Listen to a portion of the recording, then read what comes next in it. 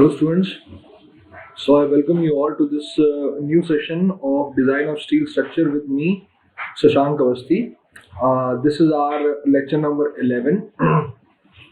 As you all know that we have completed the 10 lectures until now, and this is the 11th lecture which I am delivering. So I congratulate you people for being patient enough to complete the 10 lectures, and today we are going to begin with this new one. So let's begin. So आज का lecture शुरू करने के पहले ये समझते हैं कि इसके पहले वाला जो लेक्चर था उसमें हमने क्या पढ़ा था, उससे क्या थोड़ा सा हमें एक कंटिन्यूएशन में चीज़ें मिल पाएंगी। तो हमने सबसे पहले कंप्रेशन मेंबर के बारे में पढ़ा, किस टाइप के स्ट्रक्चर्स होते हैं, फ्रेम कौन से होते हैं, ट्रस कौन से होते हैं। Then we have also studied about कि स्लेंडरनेस रेशियो की वैल्यू 180 के बराबर होती है। इफेक्टिव लेंथ के बारे में पढ़ा हमने कि इफेक्टिव लेंथ कितनी होती है। Then we have also studied कि यूलर्स क्रिटिकल स्ट्रेस हम कैसे निकालेंगे। ये स्ट्रेंथ ऑफ मटेरियल का कॉन्सेप्ट है जो हमने पढ़ा, ठीक है। फिर हमने यहाँ पे ये समझा कि जो मॉडिफाइड क्रिटिकल स्ट्रेस जो आएगा वो हमें जो IS कोड में गिवन है वो कम होता है as compared to Euler's critical stress, ठीक है। तो उसके लिए हम लोगों को ये पता है कि हमने ये भी समझा यहाँ से कि एक एनालिसिस प्रॉब्लम और एक डिज़ाइन प्रॉब्लम के बीच में क्या फ़र्क है। डिज़ाइन प्रॉब्लम में हमें लोड गिवन होता है, हमें स्ट्रक्चर की क्रॉस सेक्शन और स्ट्रक्चर की डायमेंशंस को हमें वो करना पड़ता है, मतलब डिसाइड करना पड़ता है। और यहाँ पे हमें डायमेंशंस गिवन होते हैं और हमें एनालिसिस में हमें डायमेंशंस गिवन होते हैं and we have to calculate the load कि वो कितना लोड बियर कर सकता है, ठीक है। Then we solve one question regarding this, axial load carrying capacity निकाली थी। एक एनालिसिस का क्वेश्चन हमने सॉल्व किया। इस क्वेश्चन को सॉल्व करते वक्त हमने क्या क्या देखा, हमने ये देखा कि FCD की वैल्यू को इस फॉर्मूले से निकाला जाता है, जिस फॉर्मूले में हमने अल्फा के बारे में पढ़ा जो अलग अलग बकलिंग कैटेगरीज के ऊपर डिपेंड करता है। यहाँ पे अल्फा की वैल्यू हमारे पास गिवन थी, बाकी अगर हमें क्वेश्चन में गिवन नहीं होगी तो हमें इसको कोड से यूज करना पड़ सकता है। हालांकि कोड अवेलेबल नहीं होगा गेट के एग्जामिनेशन में, तो ये जो वैल्यू है ये 100% टाइम आपके पास गिवन होगी। इस फॉर्मूले को आप याद रखना चाहें तो आप याद रख सकते हैं, हालांकि इतने बड़े फॉर्मूलों से रिलेटेड कभी गेट में क्वेश्चन आएगा नहीं। They are going to ask you direct basic numericals, आपको सिर्फ कॉन्सेप्ट बस पता होना चाहिए, ठीक है। तो दिस इज, फिर हमने इससे सॉल्व किया, हमने वर्किंग लोड निकाला। फिर हमने ये भी बताया कि एल इफेक्टिव की वैल्यू 0 भी हो सकती है। वो किस केस में हो सकती है, अगर वो कॉलम ऊपर से लेकर नीचे तक पूरी तरीके से रिस्ट्रेंड होगा तब जाके वो रहेगी, ठीक है। Then we have also studied कि एल इफेक्टिव के दो स्पेशल केसेस भी होते हैं, एक केस ये होता है और एक केस ये होता है। इसमें दोनों एंड फिक्स्ड रहेंगे हमारे पास, तो एल इफेक्टिव की वैल्यू 1.2 टाइम्स एल के बराबर है, और इसमें एक एंड हिंज दूसरा एंड फिक्स रहेगा तो ये 2L के बराबर है, ठीक है। Then we also studied about कि एनालिसिस ऑफ स्ट्रट हम लोग कैसे करते हैं, और उसमें हमने देखा कि ट्रस का जो कंप्रेशन मेंबर होता है उसको स्ट्रट कहा जाता है। और स्ट्रट के बारे में हमने सबसे पहले इफेक्टिव लेंथ के बारे में पढ़ा कि इफेक्टिव लेंथ क्या होती है। वो अलग अलग, एक डिसकंटिन्यूस स्ट्रट अलग होता है, कंटिन्यूस अलग होता है। इन दोनों के केसेस में जो हमारे पास इफेक्टिव लेंथ है उसकी वैल्यू को हमने कैलकुलेट किया बाय द फॉर्मूलेज। यहाँ पे 2 बोल्ट या वेल्डिंग यूज करेंगे तो इफेक्टिव लेंथ 0.85 L के बराबर हो जाएगी। अगर आउट ऑफ प्लेन बकलिंग को कंसिडर किया जाएगा तो एल इफेक्टिव की वैल्यू L के बराबर हो जाएगी, ठीक है। Okay, now we have also studied about tag riveting या टैगिंग के बारे में भी हमने पढ़ा था कि कैसे दिखाई देते हैं। और हमें बेसिक जो इशू है इसमें वो ये है कि कॉलम का जो कंप्रेशन मेंबर का जो बीच का जो कंपोनेंट है ये अगर बकल कर रहा है तो इसकी बकलिंग से बचाने के लिए हमें ये दोनों क्राइटेरिया को मैच करना पड़ेगा। और इन दोनों क्राइटेरिया को जब हम लोग मैच करेंगे तो हम इसकी कुछ स्पेसिंग को स्पेसिफाई कर पाएंगे। फिर उस स्पेसिंग को हमें मैच करना पड़ेगा पिच की मैक्सिमम वैल्यू से, जो मैंने आपको इसके बारे में बताया था कि अगर नॉन प्लेट सेक्शन है और कंप्रेशन में है तो 600 होती है, नॉन प्लेट सेक्शन और टेंशन में है तो 1000 होती है, एंगल सेक्शन और टेंशन में है तो 32T और 300 होती है, ठीक है। So this was all. और I told you that today we are going to talk about lacing and batten. आज हम लीसिंग और बेटन के बारे में भी पढ़ेंगे, ठीक है। उससे पहले हम एक बिल्टअप कॉलम के बारे में एक और कॉन्सेप्ट थोड़ा समझ लेते हैं कि वो कॉन्सेप्ट क्या है। So this was what we had studied in the last lecture. Now we are going to begin with the new lecture. So let us begin.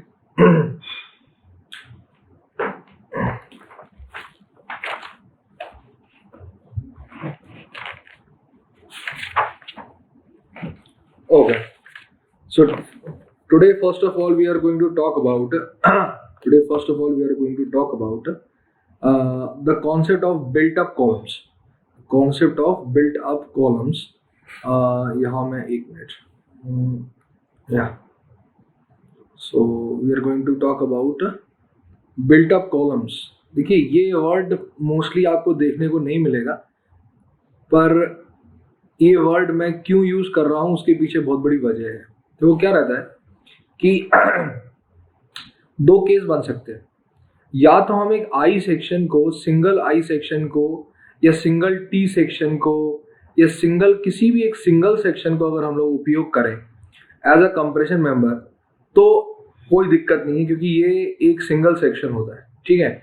पर ये सिंगल सेक्शन में एक बहुत बड़ी प्रॉब्लम है कि कभी कभी जो सिंगल सेक्शन का जो ग्रॉस एरिया होता है वो सफिशिएंट नहीं होता कि वो लोड की वैल्यू को बियर कर सके, अल्टीमेट लोड की वैल्यू को बियर कर सके. देखो हमने पिछली बार की क्लास में पढ़ा था कि PU is equal to FCD into A gross के बराबर होता है. We know this thing, right. Now this thing is fixed. अगर हमें पता है परमिसिबल स्ट्रेस की वैल्यू तो फिक्स्ड होती है. ये L इफेक्टिव के ऊपर डिपेंड करती है और क्लास अल्फा के ऊपर डिपेंड करती है, जो मैंने इससे पहले वाले आपको लेक्चर में बताया था, है ना. अगर मान लेते हैं कि ये लोड की वैल्यू भी कुछ फिक्स्ड है और ये वैल्यू भी कुछ फिक्स्ड है, और ये जो A ग्रॉस की वैल्यू हमने अगर मान लो निकाली, फॉर एग्जांपल अगर इसकी वैल्यू आ गई 1000 mm के आसपास, mm स्क्वायर के आसपास, लेकिन जो क्रॉस सेक्शन हमें अवेलेबल था वो 800 mm स्क्वायर के आसपास अवेलेबल था. तो इसका मतलब क्या है? इसका मतलब क्या है कि we cannot use this section to counteract this load. इस लोड को काउंटरैक्ट करने के लिए ये सेक्शन सफिशिएंट नहीं होगा. ठीक है. तो समस्या क्या है? अब इस समस्या को हम सॉल्व कैसे करें? समस्या को हम ऐसे सॉल्व करेंगे कि हम ऐसा कर सकते हैं कि what we can do is that we can use two angle sections in place of one. तो अब अगर एक की जगह पे दो एंगल सेक्शन का हम उपयोग करेंगे और एक एंगल सेक्शन अगर 800 mm स्क्वायर के बराबर है, तो overall gross cross section area जो होगा this will come out to be 1600 mm square. ठीक है. जो कि ज्यादा है 1000 से. ठीक है. 1000 से ज्यादा है. 1000 ये वैल्यू है, इससे ज्यादा है. तो मतलब ये क्या सफिशिएंट है? मतलब कोई दिक्कत नहीं है. ठीक है. That is why we came up with this new concept, that is the built up column. ठीक है. बिल्ट अप कॉलम यानी एक से ज्यादा सेक्शन का उपयोग करके जब एक कॉलम को या एक स्ट्रट को बनाया जाता है तो उसे हम लोग कहते हैं बिल्ट अप कॉलम. ठीक है. ऐसे ही बिल्ट अप बीम्स भी होती हैं हमारे पास, वो हम बीम के टॉपिक में पढ़ेंगे. अभी तो इतना समझ लीजिए कि बिल्ट अप कॉलम क्यों जरूरत पड़ती है, वो मैंने अभी आपको बता दिया.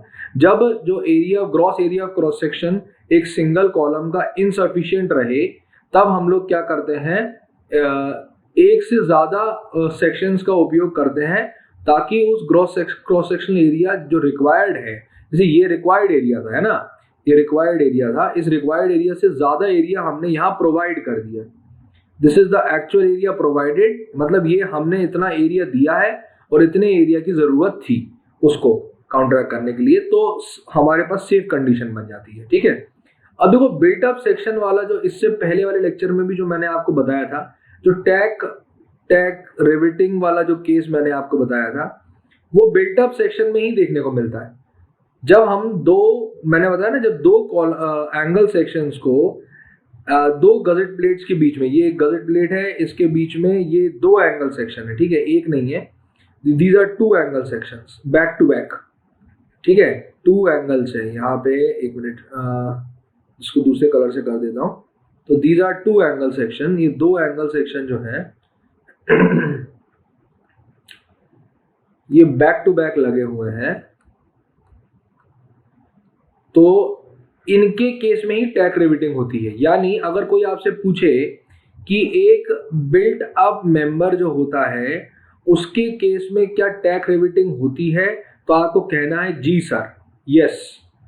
Only in the case of a built up section, जहां एक से ज्यादा क्रॉस सेक्शन का उपयोग किया जाएगा कॉलम को बनाने के लिए, वहीं पे टैक रिवेटिंग का कॉन्सेप्ट हमें देखने को मिलेगा. ठीक है.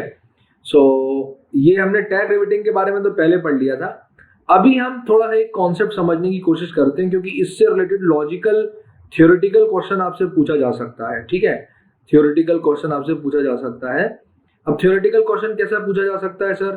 सर ये पूछा जा सकता है कि आपके पास जैसे मान लीजिए दो सेक्शन हैं, जिसको मैंने आपसे अभी बताया कि you have got you have to make a built up section, okay?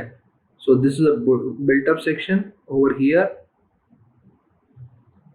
This is a built up section.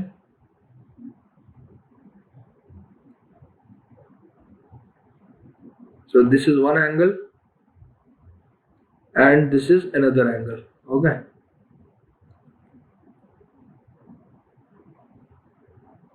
अब ये दो एंगल है हमारे पास, ठीक है, तो ये दो एंगल हैं हमारे पास और इनके बेसिस पे हमें क्या करना है, हमें निकालना है लोड कैरिंग कैपेसिटी की वैल्यू। अब देखो लोड कैरिंग कैपेसिटी की जो वैल्यू होती है, दैट वैल्यू हमने बताया था इससे पहले, PU is equal to FCD into A gross के बराबर होता है। तो A ग्रॉस की तो वैल्यू बढ़ गई, तो इसका मतलब ये तो बढ़ गया।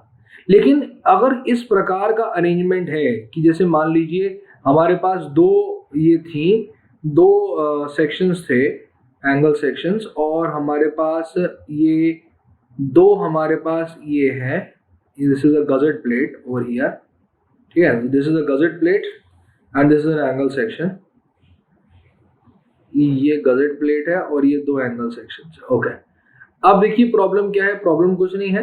तो अब देखिए हमारे पास दो एक्सिस बन सकती हैं। कौन सी दो एक्सिस बन सकती हैं? We can have two axis. The first is, मान लो दिस एक्सिस इज दिस, क्योंकि इसका सेंटर ऑफ ग्रेविटी यहाँ कहीं है, इसका सेंटर ऑफ ग्रेविटी यहाँ कहीं है, ठीक है।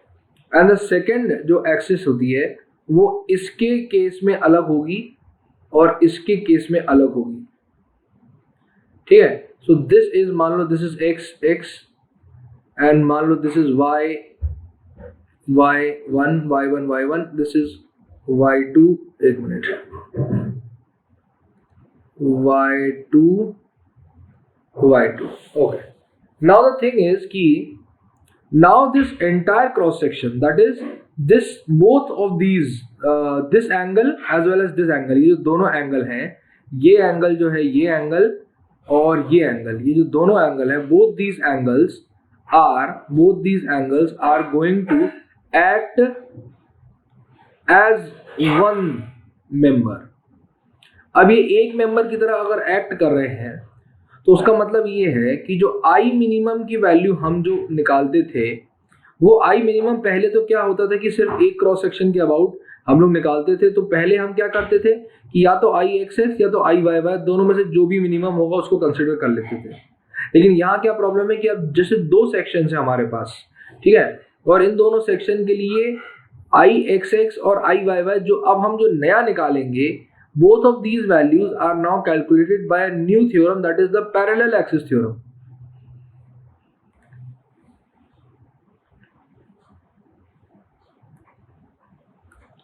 क्या कहलाएगा? Parallel axis theorem. तो पैरेलल एक्सिस थ्योरम की मदद से हम आई एक्स एक्स और आई वाई वाई की वैल्यू इसके सेंट्रॉइड के अबाउट निकालेंगे। देखिए अभी तक क्या था कि this is the new centroid, this is the new centroid of both these angle sections, so this is y dash and y dash। now what we are trying to do is we are trying to find out the value of I xx and I y dash, और इन दोनों में से जो minimum value होगी उसका use करेंगे हम FCD की वैल्यू को निकालने के लिए। समझ रहे हो मेरी बात को, मैं क्या बोल रहा हूँ? समझ रहे हो मेरी बात को? पहले क्या था कि हम सिर्फ एक सेक्शन देख रहे थे, इस सेक्शन को सिर्फ देख रहे थे, और इस सेक्शन में आई, जैसे मान लो I Y y two, sorry y2 and और आई एक्स एक्स, इन दोनों की वैल्यू को हम लोग निकालते थे और उसमें से मिनिमम वैल्यू को लेके चलते थे। अब क्या हो गया कि हमने क्या किया कि इसके सेंट्रॉइडल एक्सिस से और इसके ओवरऑल दोनों सेक्शन का एक सेंट्रॉइड इसके बीचों बीच यहाँ लाई करेगा। अब हमें ये जो एक्सिस है यानी आई एक्स एक्स में और आई वाई वाई में इसकी कंबाइंड मोमेंट ऑफ इनर्शिया की वैल्यू को निकालना पड़ेगा।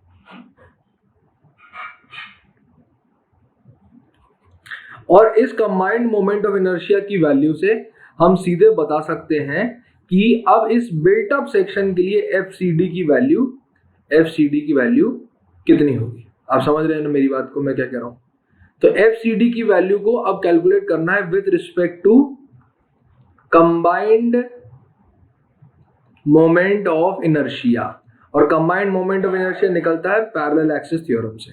ठीक है, अगर किसी को नहीं पता हो पैरेलल एक्सिस थ्योरम, तो पैरेलल एक्सिस थ्योरम का मतलब होता है IXX dash is equal to IXX plus AY square. यानी अगर हमें एक एक्सिस XX के अबाउट मोमेंट ऑफ इनर्शिया पता है और हमें दूसरे एक्सिस XX डैश के अबाउट X डैश के अबाउट अगर मोमेंट ऑफ इनर्शिया को निकालना है, तो इन दोनों के बीच का अगर डिस्टेंस कुछ y के बराबर है और इस पूरे क्रॉस सेक्शन का जो एरिया है this is A is the cross section area, then we can very easily find out कि moment of inertia about this new axis that is XX dash is equal to moment of inertia about XX plus A times यानी area of cross section को multiply करेंगे इस perpendicular distance के square के बराबर कर देंगे। समझ रहे हैं मेरी बात को मैं क्या बोल रहा हूँ? ठीक है, तो this is known as the parallel axis theorem. Once you are able to get the parallel axis theorem, then you can very easily judge that sir parallel axis theorem में ये जो y है, this y plays a very crucial role. तो जितना ज़्यादा y की value को हम बढ़ाएंगे उतनी ज़्यादा मोमेंट ऑफ इनर्शिया की वैल्यू क्या होगी? बढ़ेगी। सही कह रहा हूँ क्या? है ना? तो अगर मुझे IXX के अबाउट मोमेंट ऑफ इनर्शिया की वैल्यू पता है, मुझे IYY के अबाउट को निकालना है, तो जितना ज़्यादा y की वैल्यू बढ़ेगी उतनी ज़्यादा IXX डैश की वैल्यू बढ़नी चाहिए। ठीक है, अब देखिए समझिए, अगर मैं इस क्रॉस सेक्शन को लेके चलूंगा तो मेरे पास x, ये जो क्रॉस सेक्शन है मैं इसको एक बार यहाँ पे कट करके एक बार पेस्ट कर देता हूँ।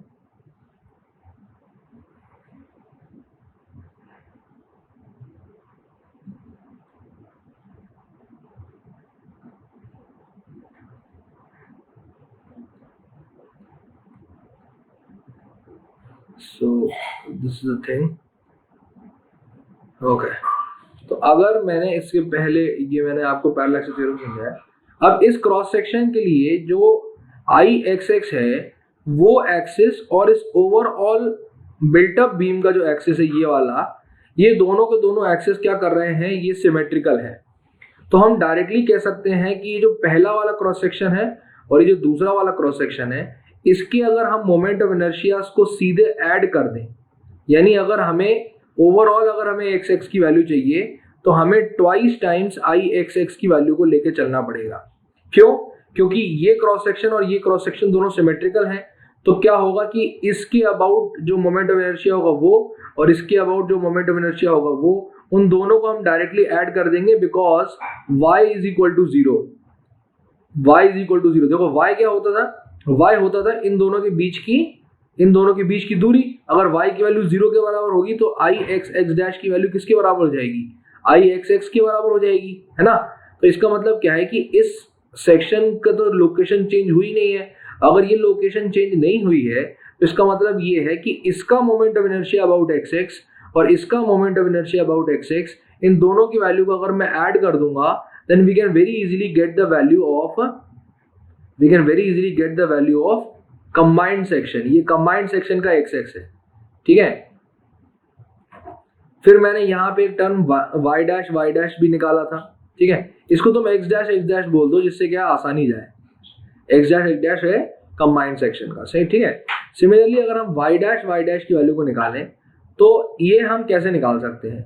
ये हमें y1 के about moment of inertia multiplied by area into इसके बीच की जो दूरी है ये दूरी। ठीक है, this is the distance between these two. ठीक है, अब क्या है, ये जो दूरी है मान लो कि दिस दूरी इज सम, अभी तक स्मॉल y से किया तो इसको भी स्मॉल y लिखिए, दिस इज स्मॉल y का स्क्वायर के बराबर।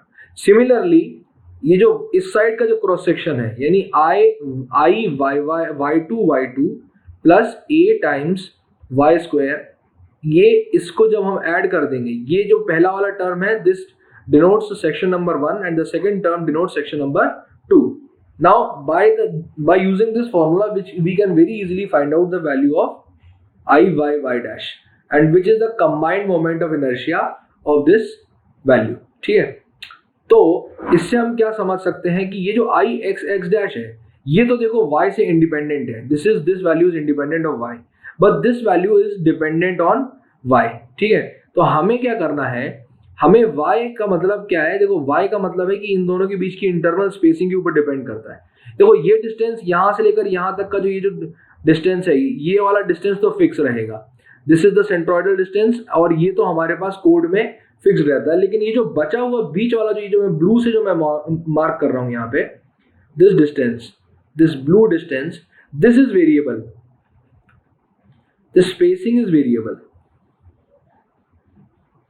और ये जो है this is going to define the value of I y y। तो हम लोग ये लिख सकते हैं ना कि y is equal to, ये जो अगर मान लो this is cx या cy, अगर हम लोग रिप्रेजेंट करें तो this is cy, तो cy प्लस स्पेसिंग, कोई प्रॉब्लम तो नहीं है इन दोनों में, कोई प्रॉब्लम तो नहीं है इन दोनों में। सी वाई कौन सी डिस्टेंस है, इस एक्सिस से इसके ओवरऑल सेंटर के बीच की जो दूरी होती है, दिस इज वाई। ठीक है, and this Y contains two components, one is C Y and the other one is S. S हमने स्पेसिंग से रिप्रेजेंट किया। तो basically I Y Y dash जो ये जो वैल्यू है, it depends on Y and Y depends on the spacing of this member. तो इसका मतलब क्या है कि अगर हमें एक क्रॉस सेक्शन डिफाइन करना है, अगर हमें एक क्रॉस सेक्शन डिफाइन करना है जो दो मेंबर से मिलके बना हुआ है, तो वो जो क्रॉस सेक्शन है, this cross section will depend on the spacing, इन दोनों मेंबर की स्पेसिंग के ऊपर डिपेंड करेगा। ठीक है, तो ये स्पेसिंग हम कैसे निकालेंगे, ये स्पेसिंग हम तभी निकाल पाएंगे जब हमें इतना पता चल जाए कि I x dash is equal to I Y dash y dash. देखिए ये बहुत इंपॉर्टेंट रिलेशन है। अगर हमें किसी भी बिल्ट अप सेक्शन के दो मेंबर के बीच की स्पेसिंग के बारे में पता करना है, तो we have to use this relation, that is I x dash is equal to I Y dash, यानी moment of inertia about the x axis and moment of inertia about the y axis both should be equal. समझ रहे हैं आप मेरी बात को? क्यों equal होगा? देखिए अगर ये जो वैल्यू है ना, this value is fixed, I x dash की वैल्यू तो फिक्स्ड है हमारे पास, वाई डैश की वैल्यू क्या कर सकती है, वेरिएबल है। ठीक है, क्या है, वेरिएबल है। अगर आई वाई डैश की वैल्यू ज्यादा हो गई, अगर आई वाई डैश की वैल्यू ज्यादा हो गई हमारे पास, तो क्या होगा, स्पेसिंग इन दोनों की बढ़ जाएगी। अगर स्पेसिंग बढ़ गई तो क्या होगा कि बकलिंग होने के चांसेस ज्यादा हो जाते हैं। क्या हो जाते हैं? चांसेस बकलिंग होने के ज्यादा हो जाते हैं। ठीक है, तो इसलिए हमें ऐसी स्पेसिंग को डिसाइड करना है that spacing will be safe enough, वो काफी सेफ होती है, और जिससे हम ये कह सकें कि जो मेंबर है it is not going to fail in buckling, ये मेंबर क्या करेगा, बकलिंग में फेल नहीं करेगा। ठीक है, तो इसके लिए we use this relation I x dash equal to I Y dash. तो आपसे कभी भी कोई भी पूछे, यहाँ पे एक रिलेशन आप एक नोट डाल के लिख लो कि the spacing between two component members of a built up column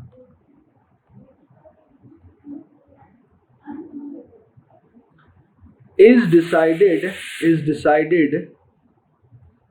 based on the relation that I x dash is equal to I y dash या I x is equal to I y, यानी x axis के about जो moment of inertia आएगा वही y के about जो moment of inertia आ जाएगा। तब हमारे पास बकलिंग के क्राइटेरिया को सुपरसीड करते हुए जो कंडीशन जनरेट होगी that will be a safe condition, and for that we are going to design that member। ठीक है, सो इस रिलेशन की मदद से हम क्या करते हैं, दो कंपोनेंट मेंबर के बीच की स्पेसिंग के बारे में पता करते हैं। ठीक है, ये आपसे क्वेश्चन पूछा जा सकता है, एसएससी के पेपर में भी आ चुका है, डायरेक्ट क्वेश्चन आ चुका है। आपको बस ये पता होना चाहिए, ज्यादा लॉजिक में नहीं जाना है, बस इतना समझ लीजिए, इतना याद रखना है हमें कि x डैश और y डैश ये जो दोनों वैल्यूज हैं i की, इन दोनों वैल्यूज, ये जो दोनों वैल्यूज जब ये बराबर होंगी तभी जाके उसी स्पेसिंग को हम लोग क्या करेंगे, फिक्स कर देंगे कि इतनी स्पेसिंग पे ही हमें दोनों मेंबर को रखना है किसी भी बिल्टअप कॉलम के। ठीक है, ठीक है, तो अब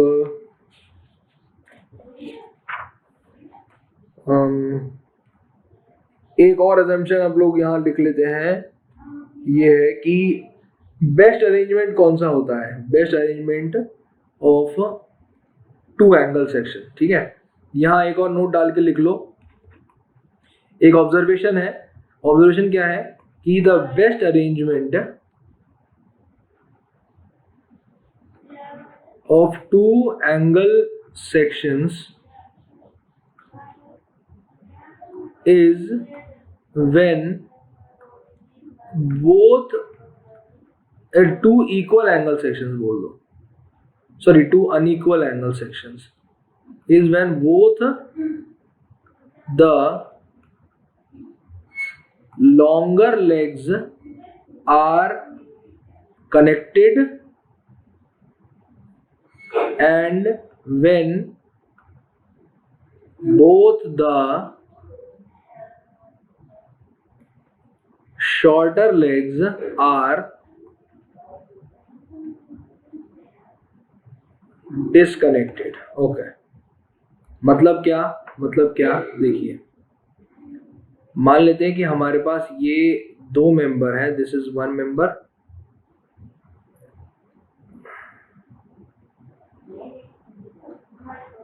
this is one member and this is another member and this is an unequal member, यानी इसके जो दोनों लेग्स हैं एंगल सेक्शन के, जो दोनों लेग्स हैं ये दोनों के दोनों बराबर नहीं है एक दूसरे से। ठीक है, तो ये जो लॉन्गर लेग है हमारे पास, this is the longer leg, ये ज्यादा लंबा है, और ये जो शॉर्टर लेग है हमारे पास, इन दोनों में से this is the shorter leg. ठीक है, में से जो लॉन्ग लेग होगा हमारे पास, this is going to be the long leg, जो लॉन्ग लेग होगा, this long leg must be connected, यानी इन लॉन्ग लेग को हम गजेट प्लेट से कनेक्टेड मानते हैं, और ये जो दोनों लेग्स हैं जो शॉर्ट लेग्स होते हैं यानी कम लेंथ वाले लेग्स होंगे, दीज आर अनकनेक्टेड, यानी ये क्या रहेंगे, ये हवा में रहेंगे। समझ रहे हैं आप मेरी बात को, दीज आर अनकनेक्टेड लेग्स। ठीक है, ये एक और ऑब्जर्वेशन है अपने पास, क्योंकि इसके केस में ऐसा इसलिए चाहिए क्योंकि इस अरेंजमेंट के लिए जो आई मिनिमम की वैल्यू जो यूज होती है हमारे पास एफसीडी निकालने के लिए, इस आई मिनिमम की जनरल वैल्यू सबसे ज्यादा आती है as compare to other arrangements, as compare to other arrangements, बाकी अरेंजमेंट से मोर, ज्यादा मत लिखिए, मोर लिख लीजिए, क्योंकि ये तो क्या है कि हम अपनी अंडरस्टैंडिंग के लिए लिख रहे हैं। अच्छा, और कौन से अरेंजमेंट हो सकते हैं, एक अरेंजमेंट ये हो सकता है कि यहाँ पे जो लेग हो ये शॉर्ट लेग हो, यानी short leg is connected and long leg is unconnected, एक ही हो सकता है, या फिर दोनों ही इक्वल लेग्स हैं हमारे पास। ठीक है, तो जब दोनों इक्वल लेग्स हो जाएंगे हमारे पास, तब हम उस केस को ले लें या इस केस को ले लें। इन तीनों केसेस में, यानी ये पहला केस है, ये दूसरा केस है, ये तीसरा केस है, इन तीनों केसेस में जो बेस्ट केस है वो ये होता है, that is long legs remains connected to the gusset plate while shorter legs are there in air, यानी उसको हमने अनकनेक्टेड रखा हुआ है। ठीक है, ओके, सो ये दो हो गए क्वेश्चन हमारे पास थ्योरेटिकल। उसके बाद एक ये बहुत बढ़िया क्वेश्चन है, ये थोड़ा इसको लिख लीजिए क्योंकि ये क्वेश्चन जो है it is very very important. एक क्वेश्चन लिख लीजिए यहाँ पे, बहुत अच्छा क्वेश्चन है। Two channel sections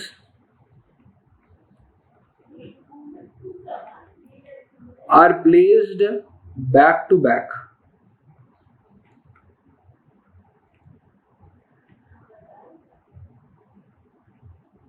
the spacing of the channel is such that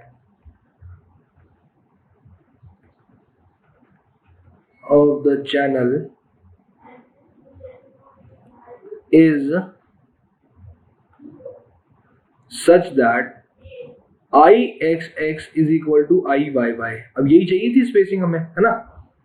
If the spacing is doubled,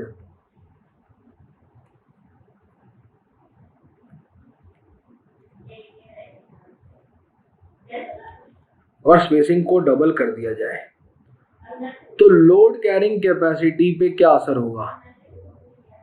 What is effect on load carrying capacity? क्या इफेक्ट हमें देखने को मिलता है? Okay, let us see what is happening. Okay, अब देखिए basically हमें question में दिया है कि दो सी सेक्शंस है, ठीक है, दो चैनल सेक्शंस है हमारे पास. तो चैनल सेक्शन बना लेते हैं हम लोग जल्दी से. ये एक चैनल सेक्शन हो गया, this is one channel section,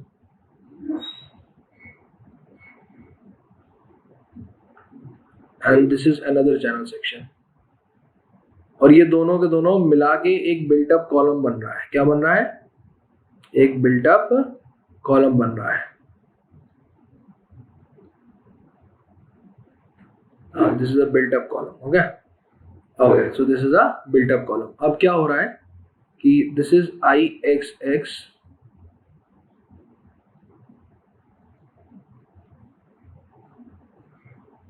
ठीक है, and this is IYY, and this is the cross section. Okay, अब क्या हो रहा है, वो ये कह रहा है कि हमने इतनी स्पेसिंग ली सर कि IXX की वैल्यू IYY के बराबर हो गई सर.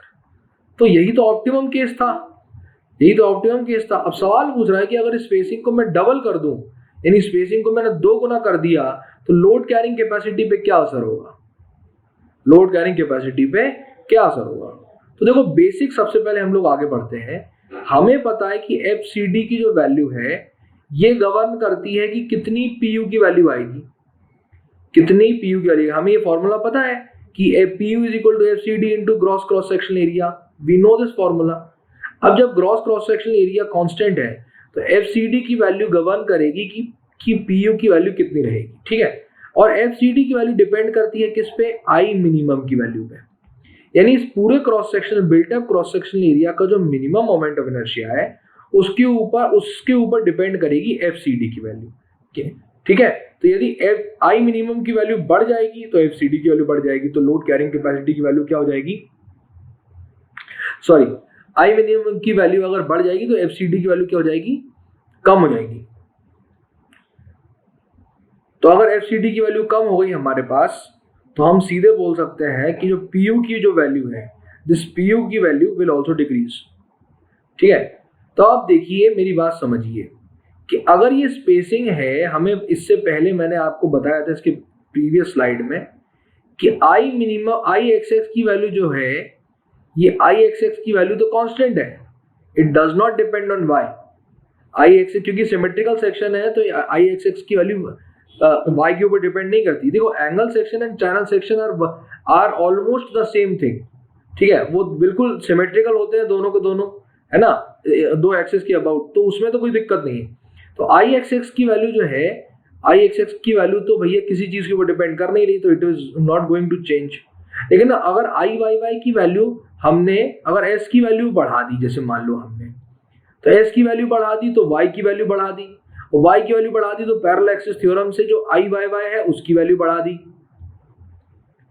और IYY की अगर वैल्यू बढ़ गई तो ये जो मिनिमम जो था वो पहले क्या था? वो पहले हमारे पास जो मिनिमम जो था वो पहले हमारे पास IXX की वैल्यू मान लो कि पहले कुछ 15 थी और IYY की भी 15 थी, लेकिन स्पेसिंग बढ़ गई तो IYY की वैल्यू क्या हो गई? बढ़ गई, 20 हो गई. अब जो मिनिमम मोमेंट ऑफ इनर्शिया है वो अभी भी 15 ही रहेगा, क्योंकि ये क्या हो गया? ये तो बड़ा हो गया. तो अभी भी वो इसी सेक्शन को, वो जो फेल होगा वो IXX को अभी तक क्या था कि ये दोनों की दोनों वैल्यू बराबर थी 15 के.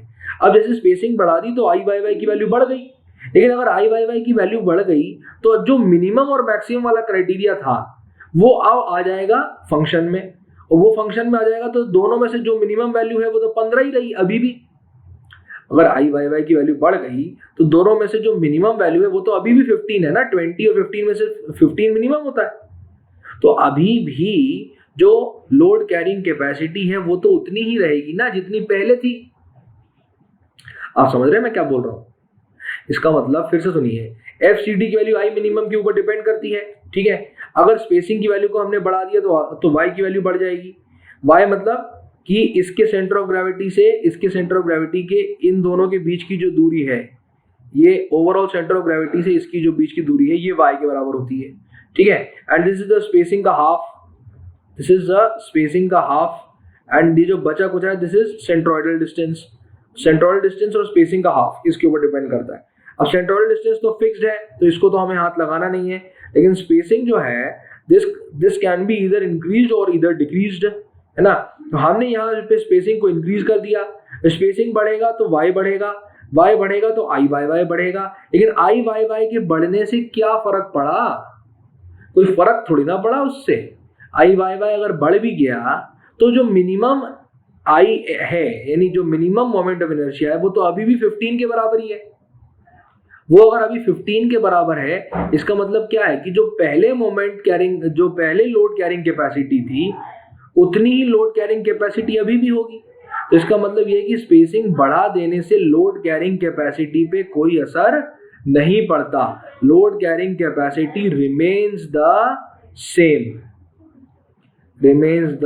सेम। ये क्वेश्चन आपसे पूछा जा सकता है, ठीक है। Okay students, so now we are going to solve one more numerical regarding design of compression member. So here it goes. The question says design a principal rafter. The question says a continuous principal rafter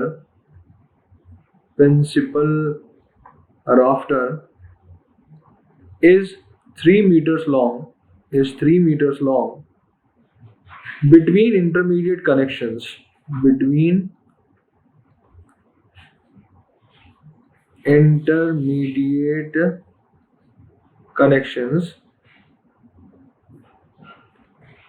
it consists of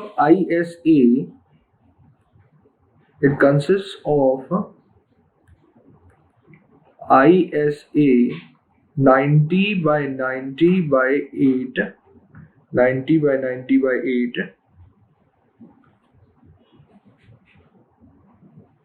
on both side of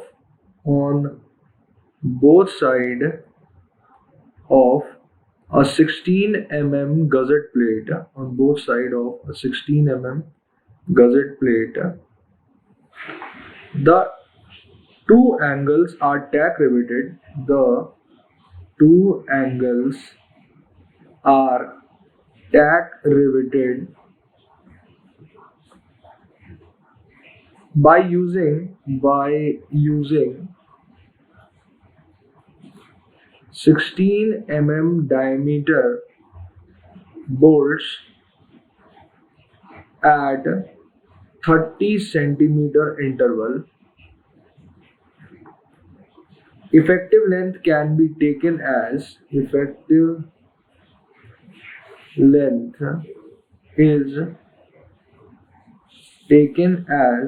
0.85 times distance between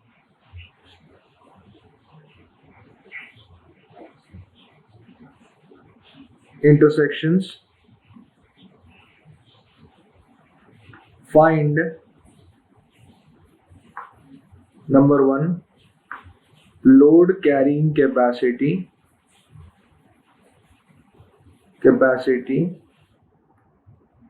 and number 2 check for buckling of tack bolts.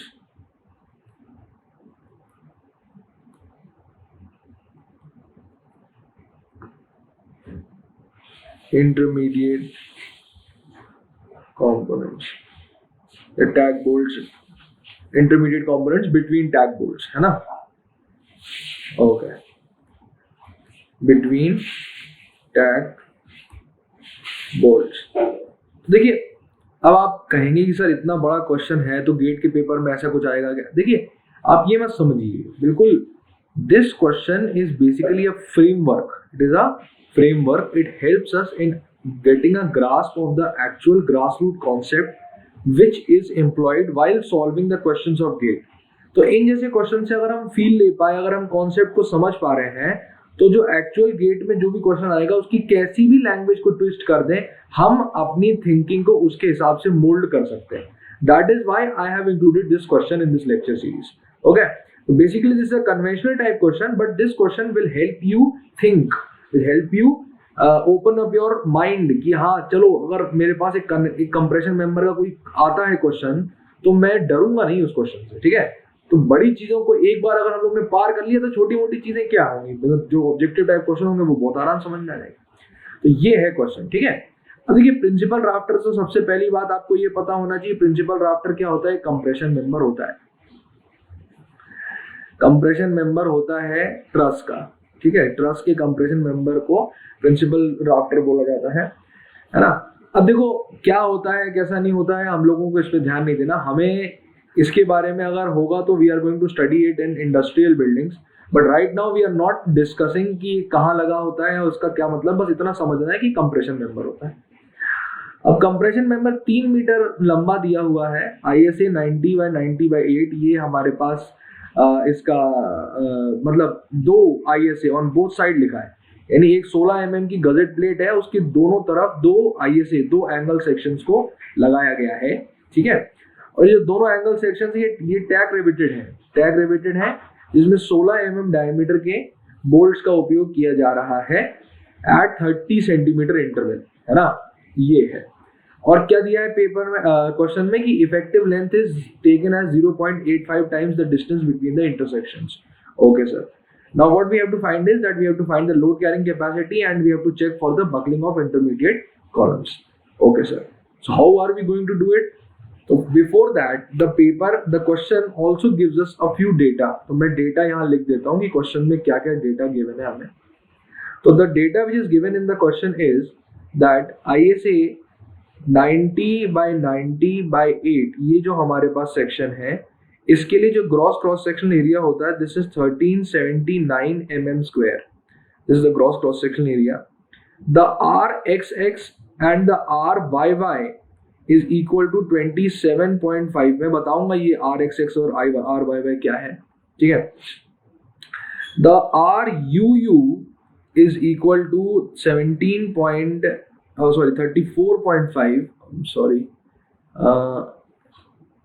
is equal to 34.5 mm and RVV is equal to 17.5 mm. मैं अभी पूरा data समझाऊंगा कि data है क्या. ठीक है, आराम से समझेंगे. And then there is given a table, और एक छोटी सी टेबल भी हमें गिवन है यहाँ पे. हम वो टेबल भी हम लोग यहाँ बना लेते हैं. The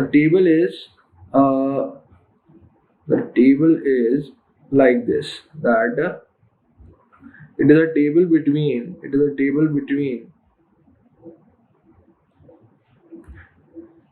lambda यानी L effective divided by R and FCD. ठीक है, यानी permissible buckling strength जो हमें IS code में given है. This table is given in the IS code. This is a part of the table which may be used in this question. So this is also given to you. The table is यहाँ 70 है, यहाँ 90 है, यहाँ 110 है, यहाँ 112 है, यहाँ 90 है, यहाँ 72 है. ठीक है, तो इसका जो है unit this is in newton पर mm स्क्वायर, और इसका जो यूनिट है this is a unitless quantity because ऊपर भी लेंथ है तो नीचे भी लेंथ है, तो it becomes a dimensionless quantity, slenderness ratio. तो ये सारा पूरा डेटा हमारे पास यहाँ अवेलेबल है. ठीक है, now first of all we should try to interpret this data. How are we going to interpret it? तो बेसिकली हमें क्वेश्चन में क्या गिवन है उसको पहले समझने की जरूरत है. तो what we are given in the question is that we have been given two angle sections. We have been given 2 angle sections. This is the first angle section. Okay, So these are the two angle sections. The first one is this and the second one is this. ये दो angle section है हमारे पास यहाँ पे, और कहा गया है कि जो दोनों एंगल सेक्शन है ये बैक टू बैक लगे हुए हैं. कैसे लगे हैं? बैक टू बैक, यानी एक के पीछे एक लगे हुए हैं. और इन दोनों एंगल सेक्शंस के बीच में एक 16 mm की गजेट प्लेट है. गजेट प्लेट कितनी है? 16 mm की. This is a gusset plate जो इन दोनों के बीच में लाई कर रही है. And the distance between this gazette plate is 16 mm. 16 mm की गजेट प्लेट है और ये 90 बाय 90 बाय 8. सिमिलरली ये भी 90 by 90 by 8. This is the cross sectional dimension of the two angle sections which we are using. Now basically what is happening is that to देखो gross cross sectional area. अब हम लोग देखो यहाँ पे सबसे पहले एक सिंगल एंगल के डेटा को भी यहाँ पे लिख लेते हैं, जिससे क्या थोड़ा सा और ज्यादा आसानी जाएगी. तो जिस प्रकार से you can see that this is a combined double angle assembly. I am going to call it a combined double angle assembly. Similarly, what we can see is that a single angle sections property is also given to us. तो अगर मेरे पास ये एक single angle section है, this is a single angle section which I am having.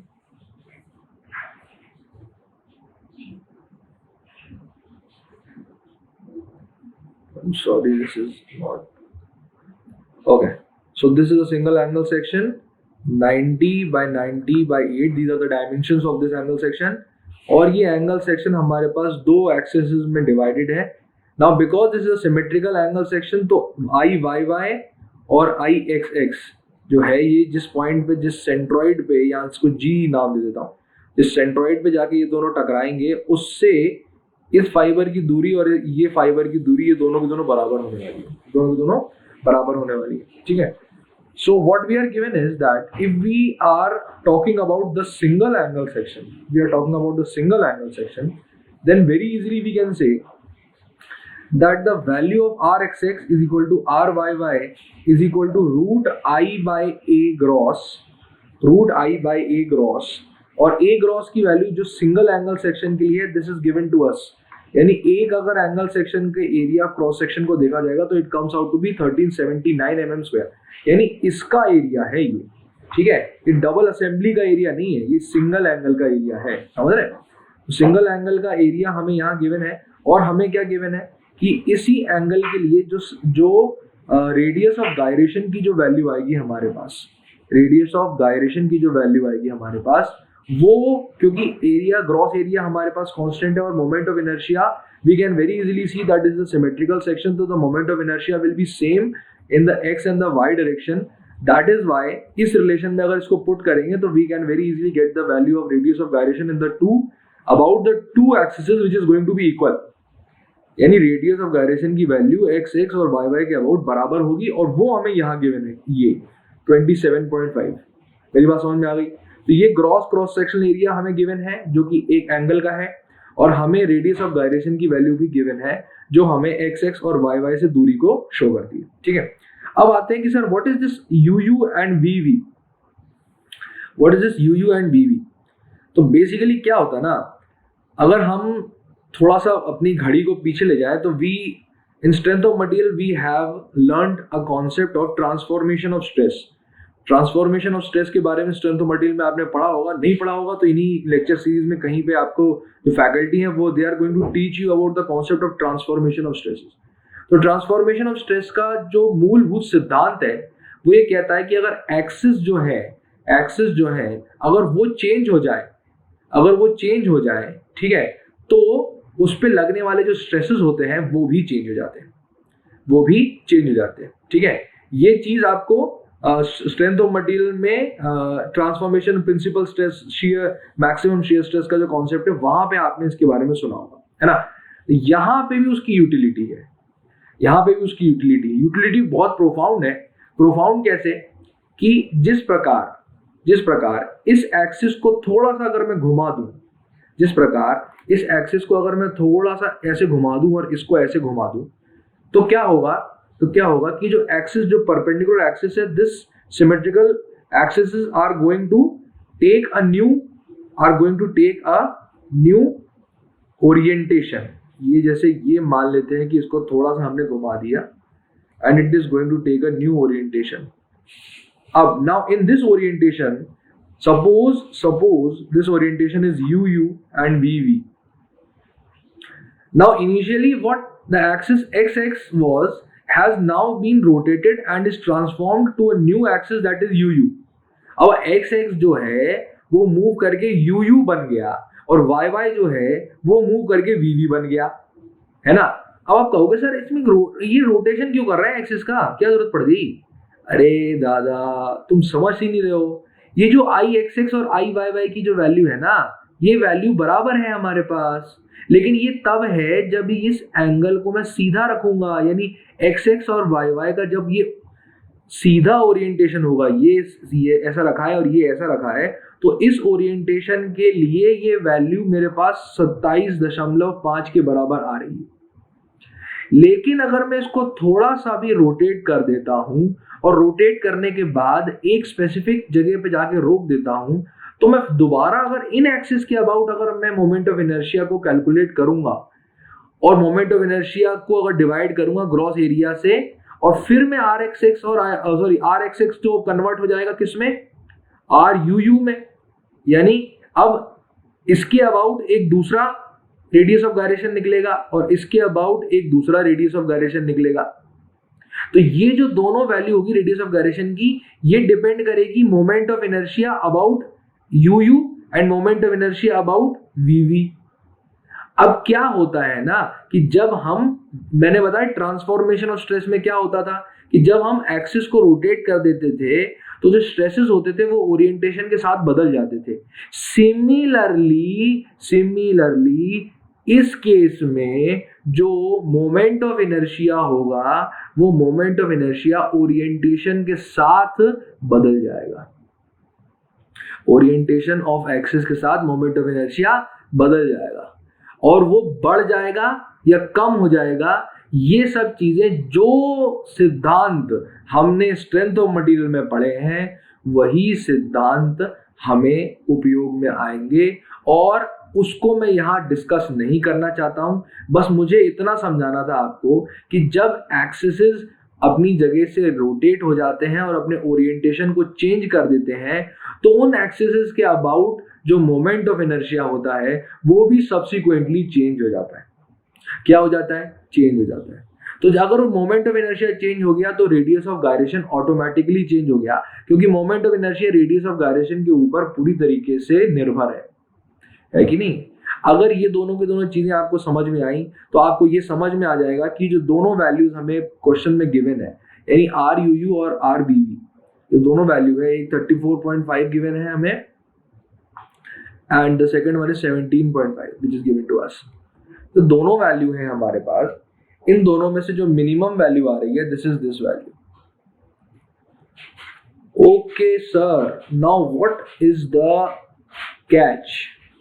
The catch is this, that अगर आपसे कोई पूछे कि इस एंगल सेक्शन के लिए मिनिमम रेडियस ऑफ गायरेशन कितना है, तो आपके पास एक नहीं, दो नहीं, बल्कि 4 चॉइसेस अवेलेबल हैं। या तो आप आर एक्स एक्स के बारे में बता सकते हैं, या आर वाई वाई के बारे में, या आर यू यू के बारे में, या आर बी वी के बारे में। अब इन चारों में से जो भी मिनिमम होगा उस that will be considered as the absolute minimum radius of gyration of this particular cross section. मेरी बात समझ में आ रही है सब लोगों को? यानी यहाँ पे आर एक्स एक्स और आर वाई वाई की वैल्यू बराबर है, that is 27.5, R you U की वैल्यू 34.5, आर वी वी की वैल्यू 17.5। इन चारों में से, यानी 1 2, अभी मैं 4 के यहाँ 3 इसलिए लिखें क्योंकि 2 वैल्यू तो बराबर है, तो इन तीनों में से जो मिनिमम वैल्यू होगी that will be considered as the absolute minimum radius of gyration of this particular cross section। तो absolute minimum radius of gyration की वैल्यू को जज करना कुछ ज्यादा मुश्किल नहीं है, it is 17.5 mm के बराबर। ठीक है, मेरी बात समझ में आ रही है? ठीक है, ओके सर। अब देखो हम समझेंगे, धीरे धीरे करके समझेंगे इनकी सब यूटिलिटी। अभी हमें इतना पता चल गया है कि अगर हम सिंगल क्रॉस सेक्शन को देखें तो उसके लिए absolute minimum radius of gyration is this, that is 17.5 mm। बस इतना हमें पता है, ठीक है। और ग्रॉस क्रॉस सेक्शन एरिया हमें पता है, और हमें ये टेबल भी पता है कि this is a table which is used to find out the FCD value. अच्छा, FCD की वैल्यू मिल गई तो सीधे हम लोड कैरिंग कैपेसिटी भी निकाल सकते हैं। कैसे? अरे बहुत आसान है भैया, हमने ये भी तो पढ़ा है, अभी तो पढ़ा हमने ये रिलेशन।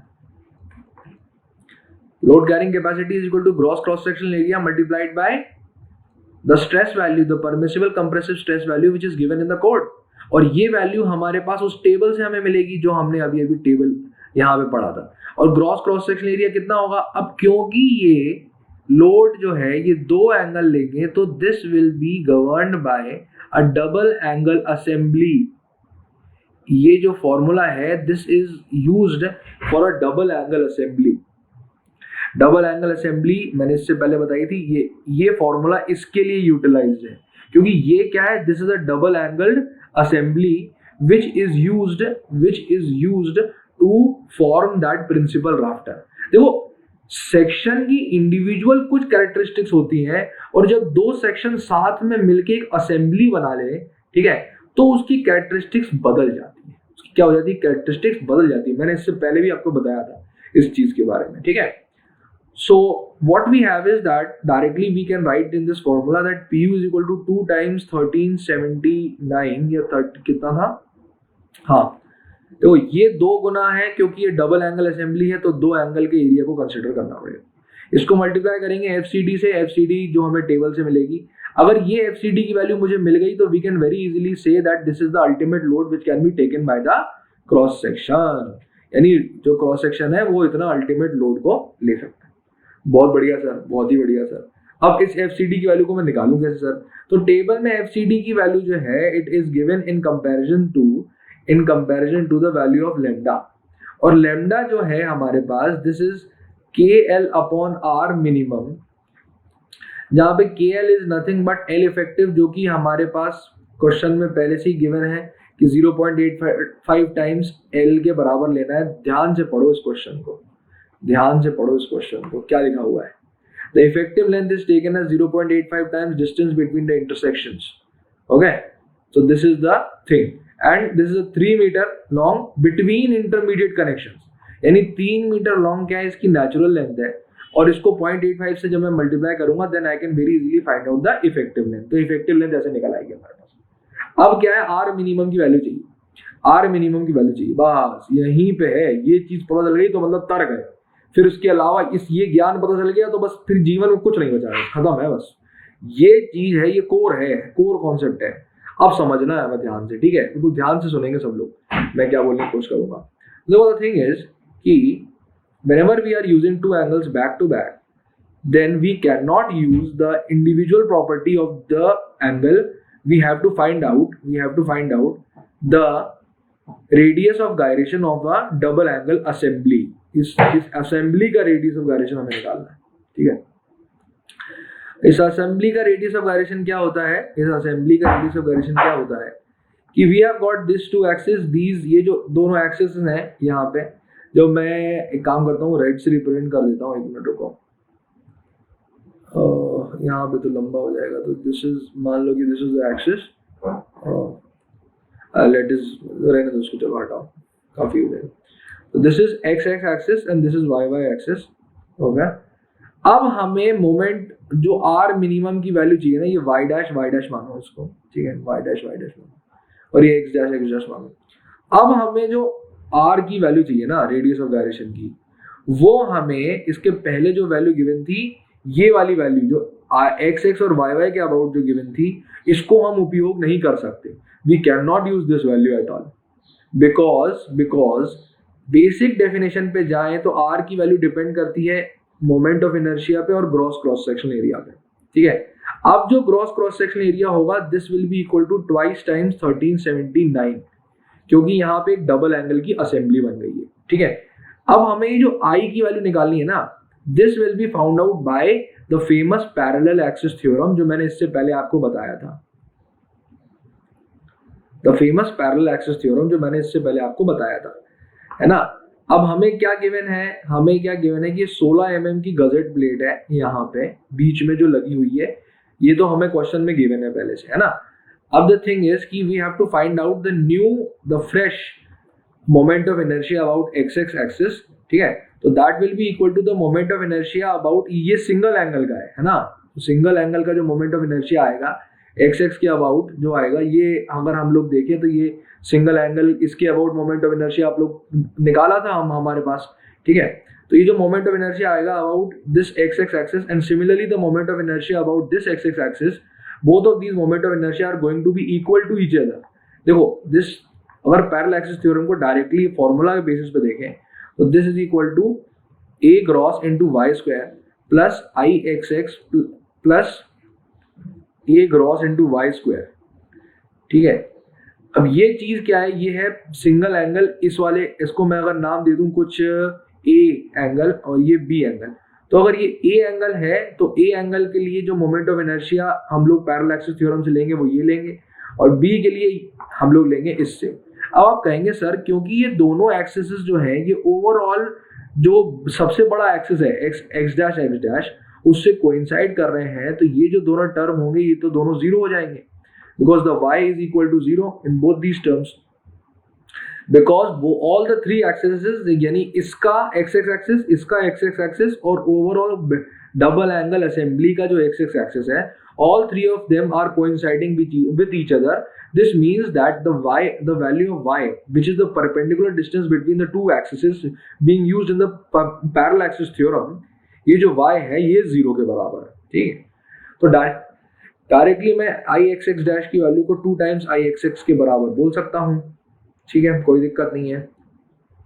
लेकिन अगर मैं आई वाई वाई की वैल्यू को यहाँ कैलकुलेट करूँ तो आई वाई वाई की वैल्यू थोड़ी सी ज्यादा आएगी, आई वाई वाई डैश की value, this is going to be I Y Y plus A gross into Y square. अब ये y कौन सा है, ये y कौन सा है ना, ये y कौन सा है, ये y है सर यहां से, यानी इस एक्सिस से इस एक्सिस के बीच की दूरी, this is the y which I am talking about, this is the y, या इसको तुम h नाम दे दो, h स्मॉल h, ताकि आसानी जाए।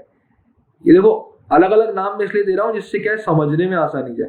तो I Y Y plus A gross times H square, ये जो है हमारे पास, इस रिलेशन को हम ए वाले जो सेक्शन है उससे निकालेंगे। सिमिलरली इसी रिलेशन को हम ए ग्रॉस इंटू एच स्क्वायर, इस रिलेशन को हम, ये एच यहां से भी है एक दूरी, तो इस वाले का जो moment of inertia about y y axis आ रहा है उसको लिया, और फिर उसके बाद हमने उसका उपयोग करके इन दोनों को ऐड कर दिया, तो मुझे मिलेगी आई वाई वाई डैश की वैल्यू। अब देखो समस्या क्या है, यहां पे h जो है ये जीरो के बराबर नहीं है, ये जीरो के बराबर नहीं है, इसका मतलब कि ये जो overall I Y Y dash होगा ये twice times I Y Y plus some कुछ, ये एक्स्ट्रा कुछ वैल्यू आएगी। देखो ग्रॉस एरिया दोनों का बराबर है ए और बी का, एच की वैल्यू भी सिमेट्रिकल है तो बराबर ही होगी, और आई वाई वाई क्योंकि आप लोग सिंगल एंगल का ले रहे हैं और दोनों एंगल सेम है, तो ये भी दोनों बराबर होने वाली है। तो हमने क्या देखा था, हमने इससे पहले देखा था कि क्योंकि आर एक्स एक्स एक सिंगल एंगल का आर वाई वाई के बराबर है, तो आई एक्स एक्स एक एंगल का और आई वाई वाई उस एंगल का बराबर ही होगा कि नहीं होगा। तो अगर वो बराबर होगा तो ये, अगर हम इस वैल्यू को ढंग से देखें और सॉल्व करें, so this comes out to be twice times I Y Y plus twice times A gross into H square के बराबर। अब यानी I Y Y dash is equal to this, and I know that this value is equal to I x x, जो कि एक single section के लिए हमने को पहले से पता है, और ये अगर मुझे पता है तो I can very easily put up that this is equal to I Y Y dash equal to twice times A gross into H square, ठीक है। एंड फ्रॉम दिस रिलेशन, इस रिलेशन से twice times I x x जो है ये मेरे पास I x x dash के बराबर है, तो इसको मैं यहाँ सब्स्टिट्यूट कर देता हूँ, तो I Y Y dash equal to I x x dash plus twice times A gross into H square. इसका मतलब क्या है कि आई वाई वाई डैश जो है ये ज्यादा है और आई एक्स एक्स डैश जो है ये कम है। सही कह रहा हूँ क्या, सही कह रहा हूँ क्या? बिल्कुल सही कह रहे हैं सर, बिल्कुल सही कह रहे हैं। तो अगर ये कम है तो I can take this value as minimum और इसका मैं यूज करूंगा टू कैलकुलेट लेमडा, ठीक है।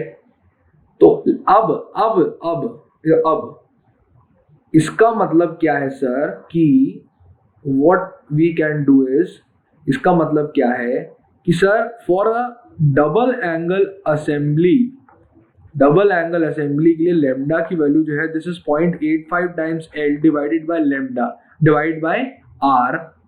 और ये जो आर है, आर मिनिमम, ये जो आर मिनिमम है, this R minimum is equal to root of I minimum divide by gross cross section area.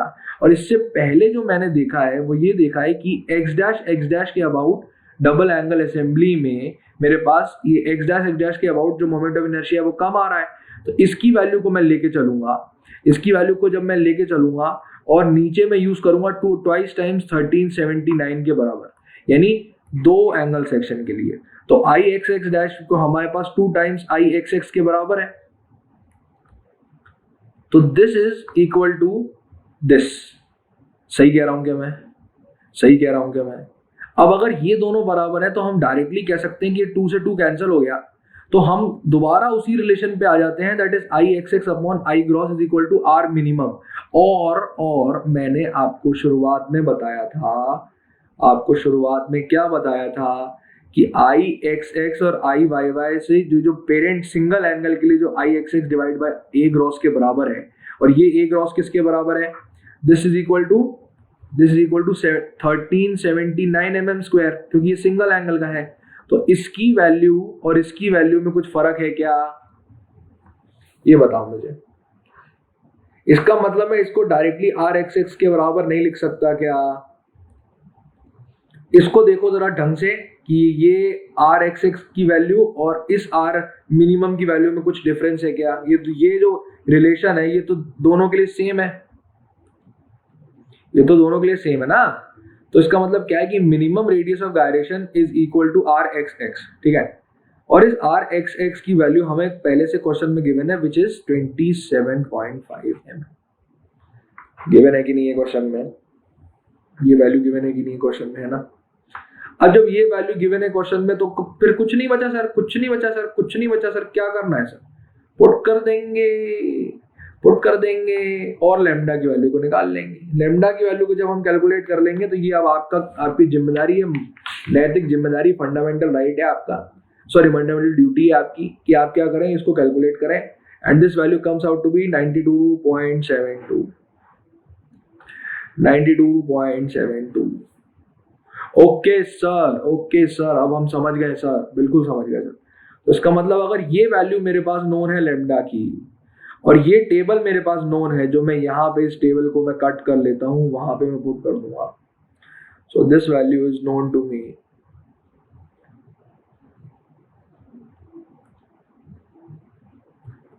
Now this value is known to me, है ना। और मेरे पास उसकी वैल्यू जो आई थी वो कितनी आई थी, दिस इज 92.72। तो इसको अगर मैं यहां से कॉपी अगर ये हो जाए तो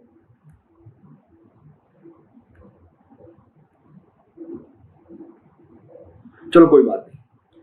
तो दिस वैल्यू जो मैंने लेमडा की वैल्यू अभी कैलकुलेट की, this comes out to be 92.72। अब ये मैंने यहाँ पे अभी आपके सामने निकाली थी 92.72 ये वैल्यू, ठीक है। तो ये जो वैल्यू है, this value can very easily be used in this table and we are going to interpolate, क्योंकि हमारे पास 2 वैल्यूज गिवन है। कौन सी? लेमडा इज इक्वल टू 90 के लिए एफसीडी की वैल्यू और लेमडा इज इक्वल टू 110 के लिए एफसीडी की वैल्यू क्या होती है। इंटरपोलेशन मैं नहीं बताऊंगा यहाँ पे, because it is a mathematical and a very basic concept which you must know. आपको ये चीज पढ़नी पड़ेगी, इंजीनियरिंग मैथमेटिक्स की बुक उठाइए, इंटरपोलेशन का जो एक मेथड होता है उसको आप लोगों को सॉल्व करना आना चाहिए।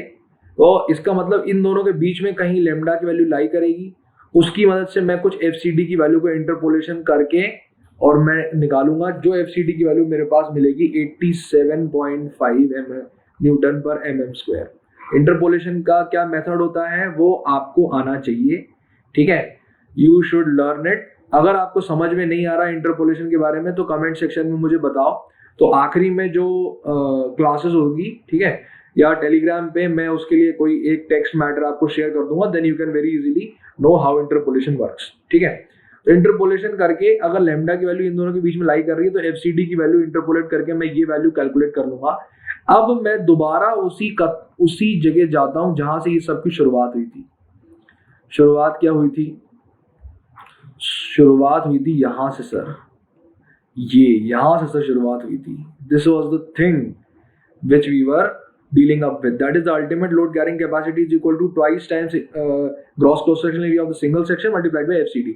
तो यही वैल्यू को मैं यहाँ पे पुट कर दूंगा, that is PU is equal to twice times 1379 mm square multiplied by 87.5 Newton per mm square, which comes out to be PU is equal to 241.3 kilo Newton.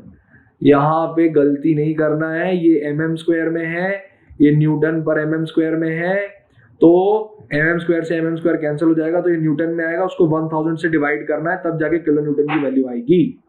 ये तो कुछ लोगों की बुद्धि चल जाएगी, सर इसमें तो बहुत बड़ी वैल्यू आ रही थी, आपने तो इतनी सी लिख दी।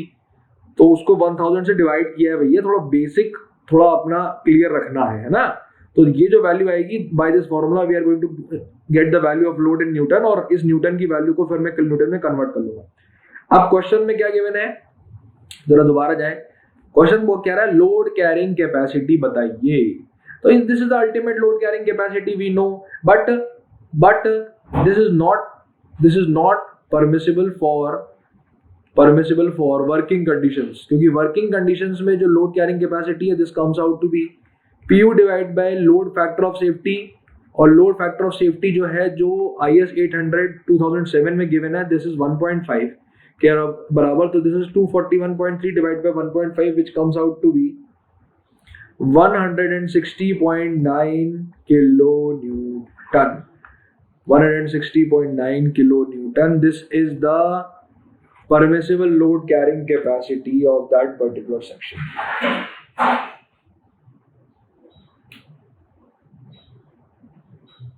Okay, so this is the permissible load carrying capacity of that particular section, and this concludes the part 1 of this question. इसके साथ ही हमने पहले पार्ट को सॉल्व कर लिया। अब अगले पार्ट पे आते हैं। अगला पार्ट छोटा सा है लेकिन कॉन्सेप्चुअल है। कैसे कॉन्सेप्चुअल है? The next part says that we have to, next part में क्या कहा है हमसे? The next part says check for buckling of intermediate columns, check for buckling of intermediate components of that particular member.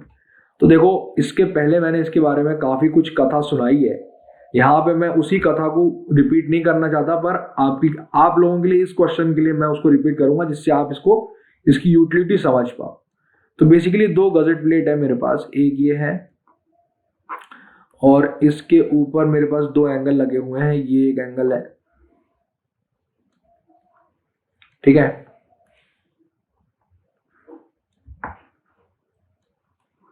Okay, so this is a gusset plate and this is a gusset plate and these are the 2 angles. Angle का क्या है, ये वाला सिरा जो है ना, ये ऊपर वाला सिरा है जो मैं ऊपर से इसको देख रहा हूँ, तो ठीक है।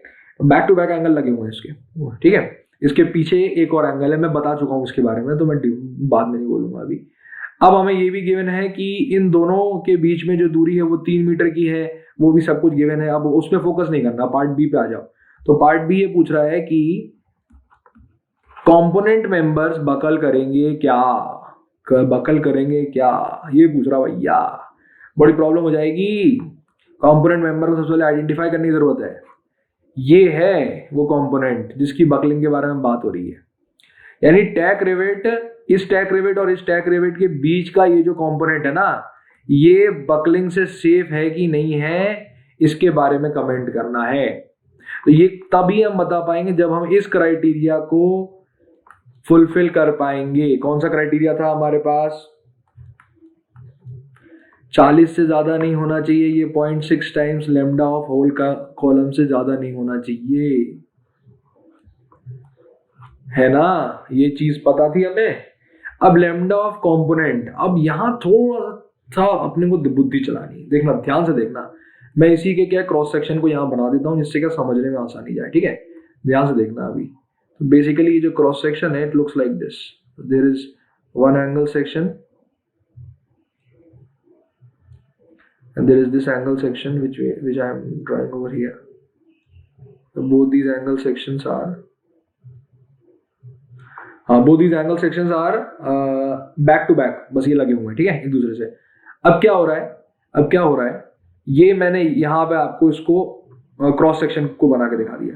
अब देखो यार, खुद सोचो, मेरी बात समझना, ये कंपोनेंट और ये कंपोनेंट इन दोनों टैक रिवेट्स के बीच में हवा में है, इन दोनों के बीच में कुछ भी नहीं, देयर इज नथिंग, ठीक है। तो अगर बकल करना हुआ तो एक ही कंपोनेंट बकल कर सकता है ना, जरूरी थोड़ी कि दोनों इकट्ठे बकल करें। अगर एक कंपोनेंट बकल कर गया तो उसी लोड पे ये वाला कंपोनेंट ऑटोमेटिकली बकल कर जाएगा। तो अगर हम बकलिंग की बात कर रहे हैं तो बकलिंग के लिए हमें इंडिविजुअल सेक्शन को देखना पड़ेगा। बकलिंग के लिए टैक रिवेट के बीच की जो बकलिंग के बारे में बात हो रही है, तो इसके लिए हमें इंडिविजुअल सेक्शन पे ध्यान देना पड़ेगा, क्योंकि इंडिविजुअल सेक्शन की जो बकलिंग होती है वो उसका क्राइटेरिया हमें यहाँ पे सेटिस्फाई करवाना है। अगर एक इंडिविजुअल सेक्शन बकलिंग से बच जाएगा तो दूसरा ऑटोमेटिकली बच जाएगा, क्योंकि दोनों को दोनों जो है वो दोनों को दोनों सेम सेक्शन उपयोग किए। बाई चांस अगर क्वेश्चन में हमें गिवन होता कि दूसरे सेक्शन उपयोग किए गए हैं, तब उस केस में हमें अलग अलग बकलिंग के लिए इस क्राइटेरिया को सेटिस्फाई करवाना पड़ता, दोनों एंगल्स के लिए इंडिविजुअली। मेरी बात समझ लेना, मैं बिल्कुल 24 कैरेट गोल्ड वाली बात बता रहा हूं। अगर मेरे पास दो एंगल गिवन है, दोनों अलग अलग हैं, तो दोनों के लिए सेपरेटली इस क्राइटेरिया को सेटिस्फाई करवाना पड़ेगा। अगर मेरे पास दोनों सेम है तो अगर एक के लिए भी करा दिया तो दूसरे के लिए ऑटोमेटिकली हो गया। सही कह रहा हूं ना? बिल्कुल सही बात है सर, कोई दिक्कत नहीं। अब हम लोग लैम्डा ऑफ कंपोनेंट को देखते हैं कि जो कंपोनेंट का लैम्डा है वो हम लोग कैसे कैलकुलेट करेंगे। हमें पता है कि lambda is equal to nothing but L effective divided by R minimum. अब ध्यान सोचना एल इफेक्टिव क्या है? एल इफेक्टिव है इससे इसके बीच की दूरी, और वो मेरे पास कितनी गिवन है? 30 सेंटीमीटर। अरे हाँ सर, देखो जरा ढंग से क्वेश्चन को। क्वेश्चन में क्या गिवन है बच्चों? क्वेश्चन में साफ गिवन है that the two angle sections are tack riveted by using 16 mm diameter bolts at an interval of 30 centimetre. अच्छा सर, तो इस लैम्डा को निकालने के लिए जो डिस्टेंस हम लोग एल इफेक्टिव जो लेके चलेंगे वो डिस्टेंस बिटवीन टैक रिवेट्स होगा। बिल्कुल sir, this is the core concept. अभी अपने को कंफ्यूज नहीं होना है। लैम्डा जो है वो हमने तीसरी बार निकाला, इससे पहले हमने डबल एंगल असेंबली के लिए अलग निकाला था, लोड कैरिंग के लिए हमने अलग निकाला था, और अब जो हम यहाँ देख रहे हैं ना, ये हम तीसरी बार एक नया लैम्डा देख रहे हैं जो कि एक सिंगल एंगल सेक्शन का है। अब सिंगल एंगल सेक्शन की प्रॉपर्टीज को तो मैंने बड़े डिटेल में डिस्कस किया था सर शुरुआत में, अगर हम ढंग से देखें तो वी नो दिस कि हमने हर एक एंगल की प्रॉपर्टी को बहुत आराम से हमने डिस्कस किया है। हमको ये भी पता है कि इस एंगल की r x x r Y Y की वैल्यू क्या है, r you u r we v क्या है, ये सब all this things we know, there is no issue in that. So अब क्या है कि अब मुझे अगर इसके लिए आर एल इफेक्टिव तो पता चल गया, दैट इज 300 mm, ये तो हमें नोन है, this is known, that is 300 mm। तो जो आर मिनिमम है वो कौन सा होगा? वो इंडिविजुअल सेक्शन के लिए मैंने आर मिनिमम शुरुआत में बताया था। क्या है आर मिनिमम इंडिविजुअल सेक्शन का? आर वी वी के बराबर है, दैट इज 17.5 mm। 17.5 mm के बराबर है। So this is 17.5 mm। इसको जब मैं सॉल्व करूंगा lambda of component, so this comes out to be 17.14। और अगर इसको देखें इन दोनों से अगर कंपेयर करें तो this is not greater than 40, very easy, and this is also not greater than 0.6 times lambda of whole column, जो कि हमने इसके पहले वाली स्लाइड में ये निकाला है लैम्डा ऑफ होल कॉलम। ये लैम्डा किसका है? डबल एंगल असेंबली का लैम्डा है। ये लैम्डा किसका है? डबल एंगल असेंबली का, यानी होल कॉलम के क्रॉस सेक्शन का लैम्डा। तो वो कितना है lambda slenderness ratio? That is given as 92.72। ये हमारे पास गिवन है यहाँ पे, और इसको जब मैं सॉल्व करूंगा तो दिस कम्स आउट टू 55.6। अब ये 55.6 और ये 40 से तो ये वैल्यू कम ही है, 17.14। तो वी कैन से दैट अगर हम 300 mm की दूरी पर टैक रिवेट्स को लगा के छोड़ दें तो मेरे पास जो असेंबली क्रिएट होगी उसके इस पोर्शन में कंपोनेंट में बकलिंग नहीं देखने को मिलेगी। Hope you all understood the concept which I have tried to deliver over here. This is 24 karat gold जो मैं आपको यहाँ पढ़ा रहा हूँ। इस चीज को समझने में बहुत समय लगता है, जो मैं आपको डायरेक्टली यहाँ आपको समझा दूंगा। किताबों से कुछ भी उतने अच्छे से समझ में नहीं आ पाएगा जो इस लेक्चर को देख के आपको समझ में आएगा। ठीक है, अब आपको थोड़ा बहुत फील आ रहा होगा कि स्टील की डिजाइन इतनी कॉम्प्लिकेटेड नहीं होती, हर स्टेप के पीछे एक लॉजिक होता है, उस लॉजिक को अगर समझ लिया जाए तो वो डिजाइन सिंप्लीफाई की जा सकती है। समझ रहे हैं आप मेरी बात? So this was all for the design of compression member part. Now we are going to move on to the design of lacing part. But design of lacing member we are going to talk about. देखिए, इससे related हम numerical solve नहीं करेंगे, क्योंकि lacing member एक का जो numerical होता है ये 10 से 20 नंबर में पूछा जाता है। ठीक है, मैं स्टेप्स आपको सारे बता दूंगा यहाँ पे कि स्टेप्स किस तरीके से हम लोग उसके को डिजाइन करते हैं। उस स्टेप से आपको सब कुछ समझ में आ जाएगा। आपको क्वेश्चन जैसे ही आपको मिलेगा 10 से 20 नंबर का कोई भी कन्वेंशनल क्वेश्चन आपको मिलेगा तो आप बहुत आराम से उस स्टेप को फॉलो करके उसको सॉल्व कर सकते हैं। लेकिन इन स्टेप्स से, ये जो स्टेप्स है ना जो मैं यहाँ बताऊंगा, इन स्टेप्स से जरूर गेट में क्वेश्चन पूछा जा सकता है। जो स्टेप्स होते हैं जो मैं यहाँ एक एक स्टेप बताऊंगा आपको, इस स्टेप से रिलेटेड ऑब्जेक्टिव क्वेश्चन बहुत आराम से बन सकते हैं और बने भी हैं। तो हम क्या करेंगे, हम इन स्टेप्स को बहुत आराम से समझेंगे कि ये स्टेप्स कैसे होते हैं और कैसे लेसिंग मेंबर की डिजाइन की जाती है। ठीक है, सो चलिए शुरुआत करते हैं। स्टेप्स की शुरुआत करें। Steps to design of lacing member. तो पहला स्टेप है that is when two members are close, when two component members, दो कंपोनेंट मेंबर अगर बहुत पास में हैं, आर क्लोज टुगेदर, क्लोज, तब हम यूज करते हैं टैक रिवेट्स का। तब हम किसका यूज करते हैं? टैक रिवेट्स का। लेकिन जब दो कंपोनेंट मेंबर आर फार, यानी एक दूसरे से थोड़ा दूरी पे है, फार तो नहीं बोलिए, नॉट क्लोज लिख लीजिए, नॉट क्लोज इनफ, तो हम लोग यूज करते हैं लेसिंग का। हम लोग इसका यूज करते हैं, लेसिंग का यूज करते हैं।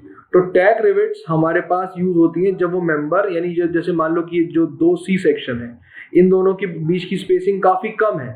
स्पेसिंग क्या है? काफी कम है। तो क्या जरूरत है किसी दूसरे मेंबर की? हम क्या करेंगे, इन दोनों के बीच में एक बोल्ट फंसा देंगे, और ये जो बोल्ट कहलाएगा, ये बोल्ट कहलाएगा टैक रिवेट या टैक बोल्ट। ठीक है, लेकिन अगर मान लो कि यही स्पेसिंग अगर मान लो कि दो सी सेक्शन है और इन्हीं दोनों के बीच की अगर स्पेसिंग जो है ये काफी ज्यादा हो जाए, तो इन दोनों के बीच में यहाँ पे बोल्ट नहीं फंसाया जा सकता। तो उस केस में हम लोग क्या करेंगे कि यहाँ से लेकर यहाँ तक और यहाँ से लेकर यहाँ तक बाहरी हिस्से में हम लेसिंग मेंबर का उपयोग करेंगे, और ये लेसिंग मेंबर क्या करेगा, इन दोनों कंपोनेंट्स को आपस में जोड़ के रखेगा। क्या करेगा? इन दोनों कंपोनेंट्स को आपस में जोड़ के रखेगा। Okay sir, now I understood this. अब सर जरा आप दिखाएंगे कि ये लेसिंग दिखती कैसे है? हाँ बिल्कुल दिखाएंगे बेटा, क्यों नहीं दिखाएंगे।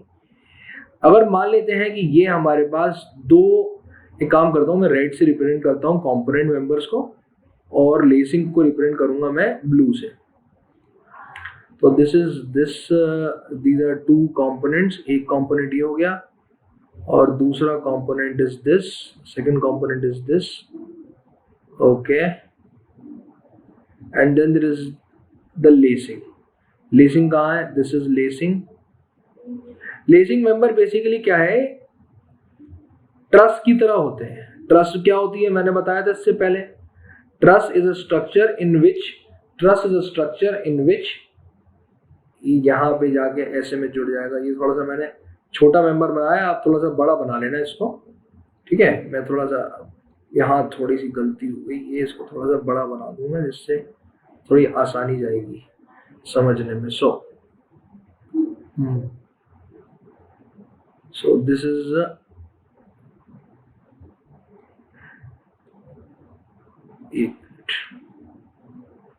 so this is the member. Okay, so जो रेड से मैंने यहाँ रिप्रेजेंट किया है ना, these are the component members जो components मिलके उस कॉलम को बना रहे हैं. ठीक है, और जो ब्लू से मैंने यहाँ रिप्रेजेंट किया है ना, these member are the lacing members. ठीक है, तो इस प्रकार से जैसे एक एज पे बने ना, उसी प्रकार से दूसरी तरफ भी वैसे ही मेंबर एक दूसरे के को इस तरीके से जोड़ के रखेंगे. ठीक है, तो this is what a lacing looks like. इसे कहते हैं लेसिंग. ठीक है, अब लेसिंग में क्या होगा कि यहाँ पे रिवेट्स का या वेल्ड्स का उपयोग किया जाएगा. इधर we are going to use rivets या बोल्ट्स. ठीक है, WSM में तो बोल्ट्स का उपयोग करते हैं, सॉरी LSM में बोल्ट्स का उपयोग करते हैं या वेल्ड्स का उपयोग किया जाएगा. और lacing is always design as truss. Lacing is always designed as a truss. Truss का मतलब क्या है? ट्रस का मतलब क्या है कि लेसिंग में सिर्फ और सिर्फ टेंशन आ सकता है या कंप्रेशन आ सकता है. लेसिंग में कभी भी बेंडिंग नहीं आएगी. बेंडिंग नहीं आएगी, इसमें एक्सियल स्ट्रेसेस सिर्फ आएंगे. एक्सियल टेंशन या एक्सियल कंप्रेशन आता है लेसिंग के केस में. ठीक है, अच्छा, तो this was a brief introduction what are lacing looks like. अब हम लोग अगला कंपोनेंट लिखते हैं. तीसरा जो है, ये देखो, ये मैंने दूसरा आपको बना दिया था, ये दूसरा कॉन्सेप्ट है. अब तीसरा कॉन्सेप्ट पे आते हैं. Third concept is the effective length of the column is increased by 5%. देखिए यहां पे खेल है. Effective length of the column is increased by 5%. Increased by 5% से बढ़ जाएगा. ओके, ऐसा क्यों हुआ sir? Why does this happen? This happens because as this lacing is providing a unified, मतलब ये जो लेसिंग है इन दोनों कंपोनेंट को आपस में बांध के रखा है अच्छी तरीके से, तो उस वजह से क्या होगा कि बकलिंग के लिए जो स्ट्रेंथ होगी वो बढ़ जाएगी. यानी बकलिंग के प्रति जो रेजिस्टेंस होगा that is going to increase. ठीक है, and this increased buckling resistance can be represented by greater value of FCD. FCD की जितनी ज्यादा वैल्यू होगी उतना ज्यादा PU की वैल्यू होगी. ठीक है, जितनी ज्यादा PU की वैल्यू होगी उतनी ज्यादा FCD की वैल्यू होगी. ये तो हमें पहले से पता ही है. तो FCD की वैल्यू डिपेंड करती है L इफेक्टिव पे. जितनी ज्यादा L इफेक्टिव की वैल्यू होगी उतनी ज्यादा FCD की वैल्यू होगी. तो बकलिंग स्ट्रेंथ, जो इंक्रीज्ड बकलिंग स्ट्रेंथ है, उसको रिप्रेजेंट करने के लिए हमने इफेक्टिव लेंथ को 5% बढ़ा दिया. इफेक्टिव लेंथ बढ़ गया तो एक तरीके से स्लेंडरनेस रेशियो बढ़ गया. स्लेंडरनेस रेशियो क्या हो गया? इंक्रीज हो गया. और स्लेंडरनेस रेशियो इंक्रीज हो गया तो FCD की वैल्यू बढ़ गई. FCD की वैल्यू बढ़ गई तो PU की वैल्यू बढ़ गई. तो लेसिंग का उपयोग करना का एक एडवांटेज है. एडवांटेज क्या है कि it increases the load carrying capacity of that particular member by increasing its buckling strength. तो कोई आपसे पूछेगा कि कितने प्रतिशत इंक्रीज होता है स्लेंडरनेस रेशियो में या कितने प्रतिशत इंक्रीज होता है L इफेक्टिव में, तो आप कहेंगे 5% इंक्रीज हो जाएगा अगर हम एक लेसिंग का उपयोग कर रहे हैं किसी भी बिल्टअप कॉलम को बनाने के लिए. ठीक है, so after this next part we are going to continue in the next lecture. We have completed with the introduction of lacing members. Hope you people liked this lecture. काफ़ी बड़ा हो गया ये लेक्चर, उसके लिए मैं क्षमा चाहूँगा, पर क्या करें कि कंप्रेशन मेंबर एक ऐसा टॉपिक है जिसको एक कंटिन्यूटी में ही पढ़ा जा सकता है, ठीक है। तो लेसिंग के बारे में मैंने अभी थोड़ा सा इंट्रोडक्शन दिया है, इसके बारे में डिटेल में we are going to talk about in the next lecture. We are going to talk about the lacing and the batten part. यहाँ पे इस बार नहीं हो पाया lacing and batten. The next lecture is going to be the end of compression member. Compression member आखिरी lecture में खत्म हो जाएगा, ठीक है। So hope you people like this lecture. If you people understood each and every concept जो मैं आपको बताना चाह रहा था, तो कृपया कर नीचे उस लाइक बटन पे जाके क्लिक करें, अपने दोस्तों को शेयर करें, कमेंट में बताएं कि आपको वीडियो कैसा लगा, और इस चैनल को शेयर करना ना भूलें और सब्सक्राइब करना ना भूलें, ठीक है। I will meet you in the next lecture. Thank you very much.